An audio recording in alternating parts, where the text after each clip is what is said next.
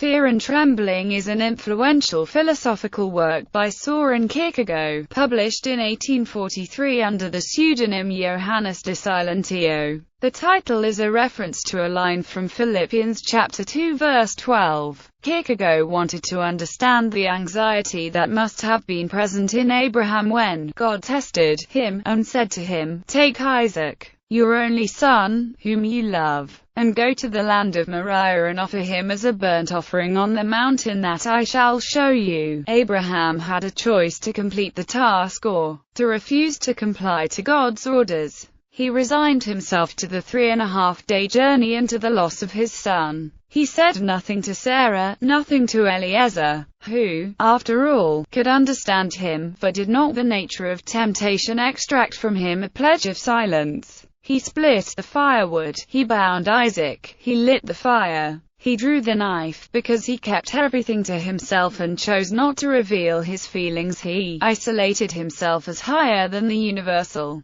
Kierkegaard envisions two types of people in Fear and Trembling in repetition. One lives in hope, Abraham; the other lives in memory, the young man and Constantine Constantius. He discussed him beforehand in lectures delivered before the Simperanecromenoi and the unhappiest man. One hopes for happiness from something out there, while the other finds happiness from something in themselves. This he brought out in his Upbuilding Discourse, published on the same date. When one person sees one thing and another sees something else in the same thing, then the one discovers what the other conceals. Insofar as the object viewed belongs to the external world, then how the observer is constituted is probably less important, or, more correctly, then what is necessary for the observation is something irrelevant to his deeper nature. But the more the object of observation belongs to the world of the spirit, the more important is the way he himself is constituted in his innermost nature. Because everything spiritual is appropriated only in freedom, but what is appropriated in freedom is also brought forth.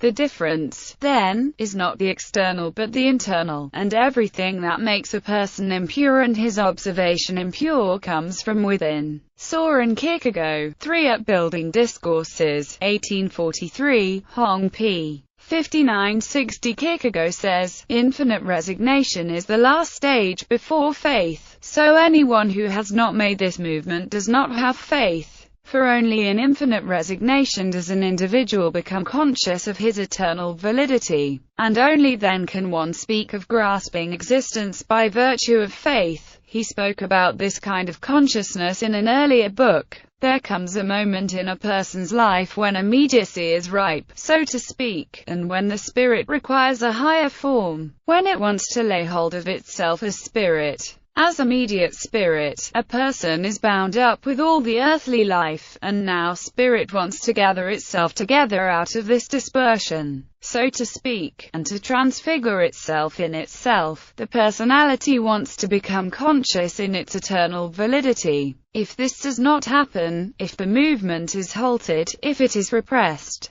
then depression sets in. Once Abraham became conscious of his eternal validity, he arrived at the door of faith and acted according to his faith. In this action he became a knight of faith. In other words, one must give up all his or her earthly possessions in infinite resignation and must also be willing to give up whatever it is that he or she loves more than God. Kierkegaard used the ethical system of Georg Wilhelm Friedrich Hegel and the aesthetic stories of Agnes and the Merman, Iphigenia at Aulis and others to help the reader understand the difference between the inner world of the spirit and the outer world of ethics and aesthetics. Several authorities consider the work autobiographical. It can be explained as Kierkegaard's way of working himself through the loss of his fiancée, Regine Olsen. Abraham becomes Kierkegaard and Isaac becomes Regine in this interpretation. Structure. Kierkegaard's pseudonymous works begin with a preface. Fear and Trembling begins with a preface by Johannes de Silentio. His Upbuilding Discourses begin with a dedication to the single individual, who has become Abraham in this work. Next is his exordium. It begins like this.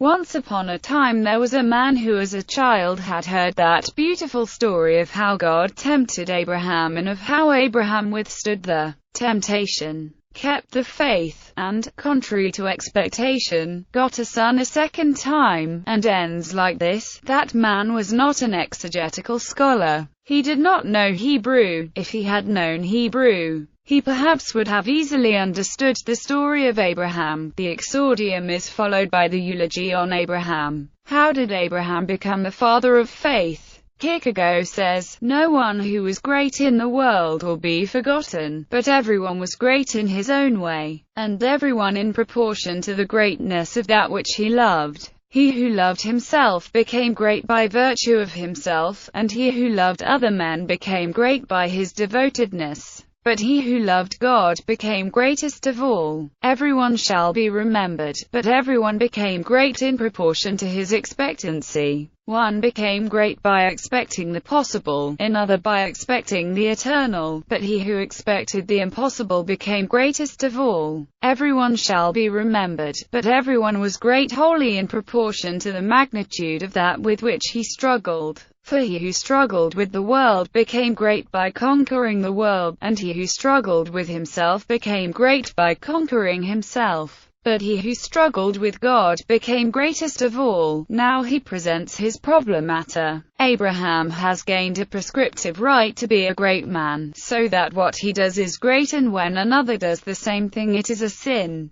The ethical expression of what Abraham did is that he meant to murder Isaac. The religious expression is that he meant to sacrifice Isaac, but precisely in this contradiction is the anxiety that can make a person sleepless. And yet, without this anxiety Abraham is not who he is. He asks how a murderer can be revered as the father of faith. Problema 1. Is there a teleological suspension of the ethical? Problema 2. Is there an absolute duty to God? Problema 3. Was it ethically defensible for Abraham to conceal his undertaking from Sarah, from Eliezer, and from Isaac?